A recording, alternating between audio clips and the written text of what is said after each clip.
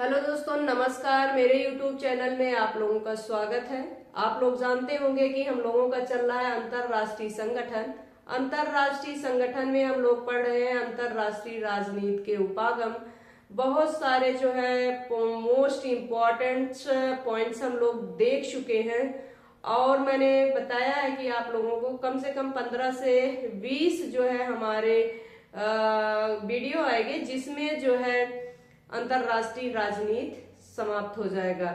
तो यहाँ पर जो हम पढ़ा रहे हैं मोस्ट इम्पॉर्टेंट पॉइंट्स पढ़ा रहे हैं जो अक्सर एग्जाम में पूछे जाते हैं। चाहे आप नेट का एग्जाम दे रहे हैं, चाहे टीजीटी में तो नहीं पूछा जाएगा, या पीजीटी हुआ, आप जो है राजस्थान का अगर अप्लाई किए होंगे, राजस्थान लेक्चरार का, तो उसमें भी पूछा जाएगा। बिहार लेक्चरार का, कहीं भी अगर आपके जो है लेक्चरार का कहीं एग्जाम होगा तो उसमें जो है अंतरराष्ट्रीय राजनीति के जो सारे हमने महत्वपूर्ण पॉइंट्स डाले हैं यहीं से क्वेश्चन बनते हैं। तो अगर आप लोगों को विधिवत समझना हो तो हमारा पिछला वीडियो देखिए। पिछले वीडियो में मैंने विस्तृत पढ़ाया है, समझा के विधिवत तरीके से पढ़ाया है। लेकिन यहाँ पर जो हम पढ़ा रहे हैं महत्वपूर्ण पॉइंट्स, इन चीजों में आपको कुछ चीजें रटना भी होगा, कुछ समझना भी होगा। तो चलिए स्टार्ट करते हैं अपना वीडियो। आज हम लोग देखेंगे नव यथार्थवाद अथवा संरचनात्मक यथार्थवाद। किस पर चर्चा करेंगे? नव यथार्थवाद अथवा संरचनात्मक यथार्थवाद। नव यथार्थवाद अथवा संरचनात्मक यथार्थवाद। पुस्तक पहले देख लेते हैं क्योंकि पुस्तक पूछी जाती है, मोस्ट इंपॉर्टेंट है। अंतरराष्ट्रीय राजनीति में अक्सर एग्जाम में सबसे ज्यादा जो पूछे जाते हैं क्वेश्चन वह पुस्तक से होती है। तो पुस्तक आप लोग जो है अपने नोट्स में लिखते चलिएगा और रटते भी चलिएगा, ध्यान में रखते भी चलिएगा। थ्योरी ऑफ इंटरनेशनल पॉलिटिक्स, पहला क्वेश्चन तो बनता है थ्योरी ऑफ इंटरनेशनल पॉलिटिक्स जो है किसकी पुस्तक है? Theory of international politics. Theory of international politics किसकी है? कायनेथ वाल्टज की। किसकी है? कायनेथ वाल्टज की।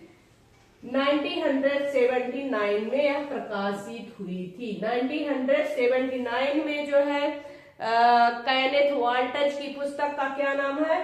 Theory of international politics. Theory of international politics. Theory of international politics जो है 1979 में आई थी, प्रकाशित हुई थी। यह पुस्तक जो है कायनेथ वाल्टज की है। किसकी है? कायनेथ वाल्टज की है। Theory of international politics. Theory of international politics. Theory of international politics जो है 1979 में प्रकाशित हुई थी। यह पुस्तक है जो है कायनेथ वाल्टज की। कायनेथ वाल्टज की मोस्ट इंपॉर्टेंट पुस्तक है, अक्सर एग्जाम में पूछी जाती है। चलिए आगे बढ़ते हैं। Complexity and social life. पुस्तक का नाम क्या है? पुस्तक का नाम थोड़ा टफ है। Complexity and social life. 1997 में यह पुस्तक प्रकाशित हुई थी। यह पुस्तक किसकी है? Robert Jarvis. रॉबर्ट जर्विस किसकी पुस्तक है? रॉबर्ट जर्विस की पुस्तक है। रॉबर्ट जर्विस की पुस्तक है। Complexity and social life. And social life. And social life किसकी पुस्तक है? किसकी पुस्तक है? रॉबर्ट जर्विस की। किसकी पुस्तक है? रॉबर्ट जर्विस की। यह पुस्तक प्रकाशित कब हुई थी? 1997 में। Complexity and social life. Complexity and social life किसकी पुस्तक है? रॉबर्ट जर्विस की। 1997 में यह आई थी। 1997 में आई थी। थ्योरी ऑफ इंटरनेशनल पॉलिटिक्स जो है किसकी पुस्तक है? कायनेथ वाल्टज की। यह प्रकाशित कब हुई थी? 1979 में। दूसरी पुस्तक का नाम है कॉम्प्लेक्सिटी एंड सोशल लाइफ। 1997 में आई थी। इसके जो है रचनाकार कौन थे? Robert Jarvis. Robert Jarvis. आप लोग समझ गए होंगे। आगे बढ़ते हैं।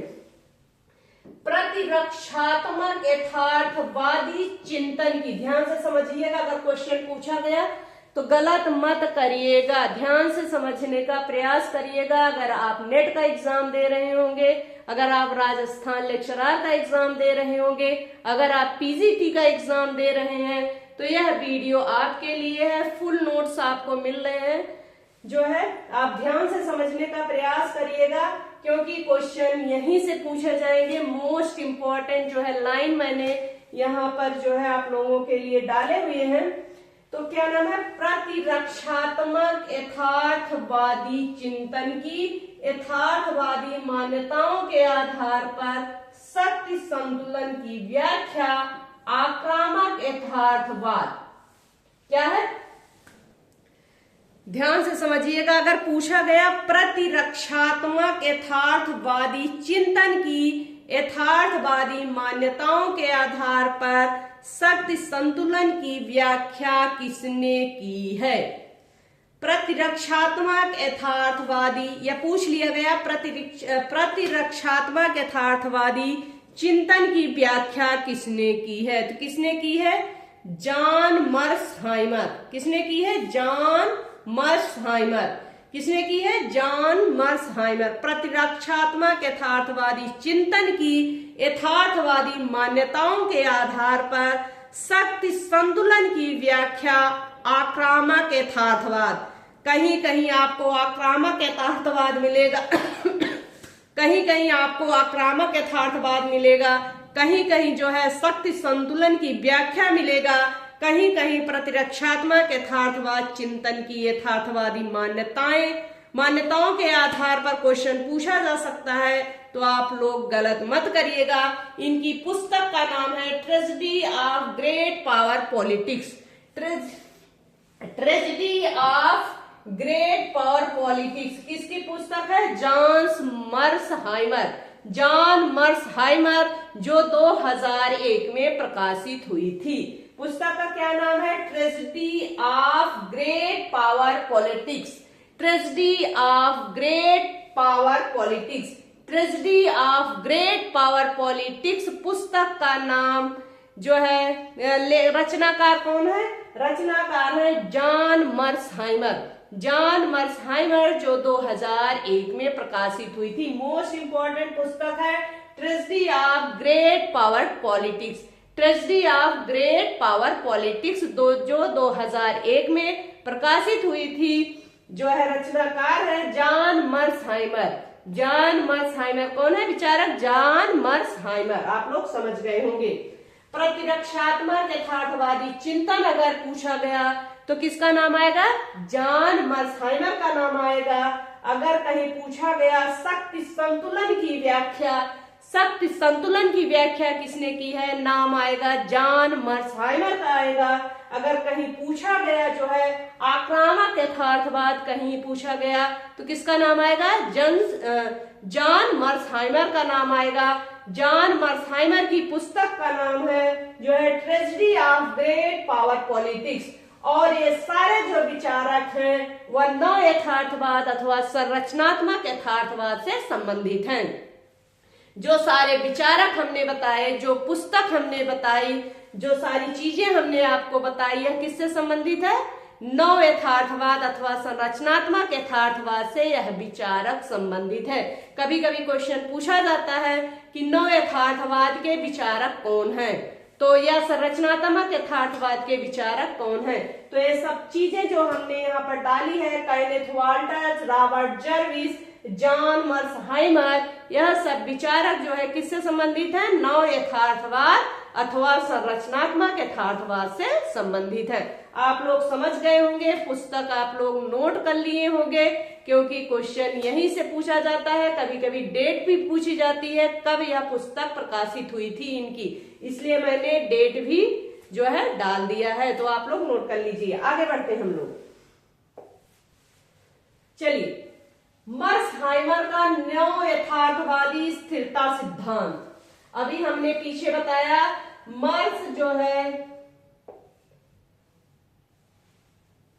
मर्सहाइमर की पुस्तक का क्या नाम है? Tragedy of great power politics, tragedy of great power politics. इनकी पुस्तक का नाम है जॉन मर्सहाइमर। चलिए, जॉन मर्सहाइमर का नौ यथार्थवादी स्थिरता सिद्धांत, जॉन मर्सहाइमर का नौ यथार्थवादी स्थिरता सिद्धांत का जो इनका सिद्धांत है उसका मुख्य पॉइंट हम लोग देखेंगे। क्या देखेंगे? मुख्य पॉइंट पर हम लोग चर्चा करेंगे। किसके मुख्य पॉइंट्स पर हम लोग चर्चा करेंगे? हम लोग चर्चा करेंगे मर्सहाइमर का नौ यथार्थवादी स्थिरता सिद्धांत। अगर क्वेश्चन पूछा गया कि नौ यथार्थवादी स्थिरता सिद्धांत किसने दिया है, तो नौ यथार्थवादी स्थिरता सिद्धांत जो दिया है किसने दिया है? जॉन मर्सहाइमर दिया है, जॉन मर्सहाइमर ने दिया है नौ यथार्थवादी का स्थिरता सिद्धांत। इसके जो है मुख्य पॉइंट्स हम लोग देख लेते हैं, समझ लेते हैं, क्योंकि क्वेश्चन जो बनता है मुख्य पॉइंट से ही बनता है। बहुत ज्यादा उलझने की जरूरत नहीं है। अगर आपको नौ यथार्थवाद या संरचनात्मक यथार्थवाद समझना है तो मेरा पिछला वीडियो आप लोग जरूर देखिएगा। चलिए आगे बढ़ते हैं हम लोग।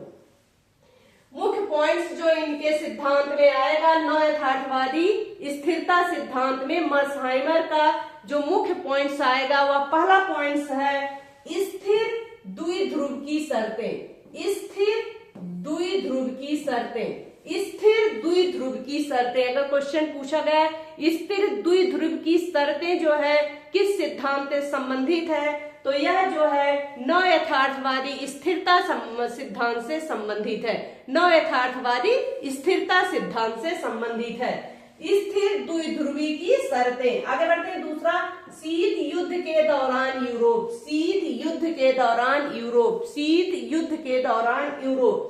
तीसरा पॉइंट बनता है दो महाशक्तियां, दो महाशक्तियां, दो महाशक्तियां। चौथा बनता है मोटे तौर पर महाशक्ति समानता, मोटे तौर पर महाशक्ति समानता। अगर यह सारे पॉइंट्स किससे संबंधित अगर पूछा गया तो मर्सहाइमर के नौ यथार्थवादी स्थिरता सिद्धांत से संबंधित है। आगे बढ़ते हैं। परमाणु शक्ति, परमाणु शक्ति जीतना जटिल, महाशक्ति अनुशासन, महाशक्ति अनुशासन। कितने पॉइंट्स हैं? 7 मुख्य पॉइंट हैं जो है नौ यथार्थवादी के स्थिरता सिद्धांत से, मर्सहाइमर के स्थिरता सिद्धांत से जो है 7 पॉइंट्स जो है मुख्य रूप से संबंधित है। पहला है स्थिर जो है द्विध्रुव की शर्तें, दूसरा है शीत युद्ध के दौरान यूरोप, दो महाशक्तियां, मोटे तौर पर महाशक्ति समानता, परमाणु शक्ति जीतना जटिल, महाशक्ति अनुशासन। यहाँ तक आप लोग समझ गए होंगे। आगे बढ़ते हैं। धीरे धीरे चीजें आपकी समझ में आएंगी। अगर एक साथ सारी चीजें हम समझा देंगे तो आप उलझ जाएंगे। इसलिए आप लोग जो है नोट्स बनाते हुए चलिए, आराम से पढ़ते हुए चलिए। सारी चीजें, इनका मकसद क्या है पढ़ाने का, आगे सब चीजें जो है आपके समझ में आ जाएंगी। चलिए आगे बढ़ते हैं।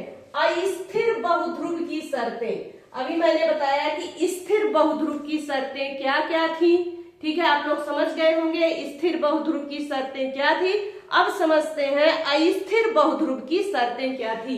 अस्थिर बहुध्रुव की शर्तें कौन सी थी, इसी में जो है कंफ्यूजन पैदा होता है एग्जाम में, जब पूछा जाता है कि अस्थिर ध्रुव का मुख्य पॉइंट कौन सा है या स्थिर ध्रुव का मुख्य पॉइंट कौन सा है। इनमें कंफ्यूजन पैदा हो जाता है। इसलिए 7 चीजें मैंने बताई जो स्थिर ध्रुव से संबंधित है।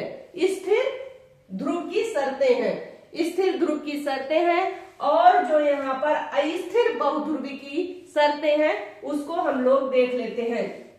पहला पॉइंट है, 6 पॉइंट जो है अस्थिर बहुध्रुव की शर्तें हैं। पहला पॉइंट हमें जो है मिला है 1945 से पहले और 1990 के यूरोप, 1945 से पहले और 1990 के यूरोप। दूसरा है अनेक बड़ी शक्तियां, तीसरा है असमान और परिवर्तित शक्ति संतुलन, असमान और परिवर्तित शक्ति संतुलन। चौथा पॉइंट हमें मिला है परंपरागत सैन्य होड़, परंपरागत सैन्य होड़, परंपरागत सैन्य होड़ जो संबंधित है अस्थिर बहुध्रुव की शर्तें हैं। पांचवा है जीतना कम जटिल और अधिक लुभावने वाला, जीतना कम, जटिल और अधिक लुभावने वाला। छठा है बड़ी शक्तियां अनुशासनहीन और खतरा उठाने वाली। बड़ी शक्तियां जो है अनुशासनहीन और खतरा उठाने वाली। बड़ी शक्तियां जो है अनुशासनहीन और खतरा उठाने वाली। यहां तक आप लोग समझ गए होंगे। चलिए आगे बढ़ते हैं। हाँ, एक क्वेश्चन पूछा जाता है, मोस्ट इंपॉर्टेंट है, मोस्ट इंपॉर्टेंट है। ये परिधि यथार्थवाद के व्याख्याकार कौन थे? परिधि यथार्थवाद के व्याख्याकार कौन थे? परिधि यथार्थवाद, परिधि यथार्थवाद के व्याख्याकार कौन थे और किस देश के निवासी थे? परिधि यथार्थवाद के व्याख्याकार, परिधि यथार्थवाद के व्याख्याकार किस देश के निवासी थे? तो किस देश के थे? अर्जेंटीना के थे। किस देश के थे? अर्जेंटीना के थे। और कौन थे? कार्लोस यस्क्यूडे। कार्लोस यस्क्यूडे, कार्लोड यस्क्यूडे जो है, इन्होंने 1938 में यह सिद्धांत दिया था। 1948 में यह सिद्धांत दिया था। कौन थे? परिधि यथार्थवाद के जो व्याख्याकार थे अर्जेंटीना देश के थे, कार्लोस यस्क्यूडे थे, जो 1948 में दिए थे। परिधि यथार्थवाद, परिधि यथार्थवाद के व्याख्याकार कौन थे? परिधि यथार्थवाद के व्याख्याकार थे कार्लोस यस्क्यूडे। कार्लोस यस्क्यूडे, कार्लोस यस्क्यूडे महोदय थे अर्जेंटीना के। इन्होंने अपना जो है परिधि यथार्थवाद का सिद्धांत दिया था, वह 1948 ईस्वी में दिया था। आप लोग समझ गए होंगे। आगे बढ़ते हैं। War and change in world politics. War and change in world politics पुस्तक किसकी है? ध्यान से समझिएगा, आप लोग बताइएगा। हो सकता है आप लोग पढ़ रहे हो तो आप लोगों को क्वेश्चन मिला भी हो, अगर क्वेश्चन हल कर रहे होंगे तब भी हो सकता है। अगर अंतरराष्ट्रीय राजनीति पढ़ रहे हैं तो यह सारे जो है क्वेश्चन मिलते होंगे।